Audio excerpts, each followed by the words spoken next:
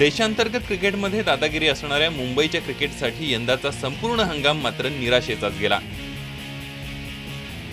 Ranji trophy असो नाहीतर Vijay Hazare trophy या दोन्ही महत्त्वाच्या स्पर्धेत मुंबईला बाहेरचा रस्ता दाखवला तो मुंबईचा सख्खा शेजारी आणि परंपरागत प्रतिस्पर्धी महाराष्ट्रानं।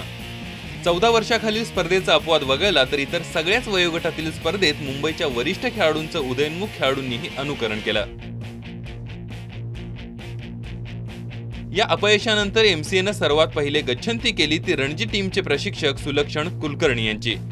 आणि आता त्या रणजी टीम निवडणाऱ्या समितीची जबाबदारी संदीप पाटील यांच्या सोबतच मुंबईचे माजी कर्णधार मिलिंद रेगे, फिरकीपटू संजय पाटील आणि बॅट्समन निशित शेट्टी यांच्यावर आता विजयी टीम निवडण्याची जबाबदारी सोपवण्यात आली आहे।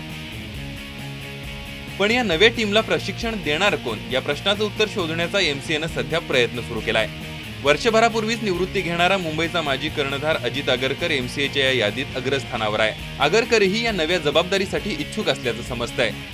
पण या यादीत इतरही काही प्रशिक्षक आहेत ज्यांनी यापूर्वीही मुंबईसाठी प्रशिक्षकाची भूमिका वठवली आहे आणि पुन्हा ही जबाबदारी स्वीकारण्याची तयारी दर्शवली आहे। ते आहेत माजी कसोटीपटू बलविंदर सिंग संधू आणि प्रवीण आमरे।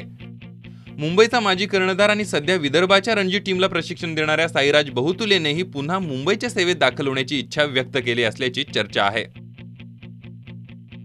प्रशिक्षकानं प्रत्येक हंगामात मुंबईला रणजी ट्रॉफी जिंकून द्यावी हा एक अलिखित नियमच, किंबहुना तो ती जिंकून देईलच ही सगळ्यांची अपेक्षा असते आणि त्यात अपयश आलंच तर प्रशिक्षकाची गच्छंती अटळच। आजवर अनेकांनी हा अनुभव घेतलाय पण त्याला कारणही तसंच आहे। 40 वेळा ज्या टीमनं ही मानाची रणजी ट्रॉफी जिंकली आहे त्या टीमच्या प्रशिक्षकाकडून पुन्हा पुन्हा ती जिंकावी अशी अपेक्षा केली जाणार नाही तर इतर कोणाकडून केली जाणार। सुबोध मयुरे, जय महाराष्ट्र, मुंबई।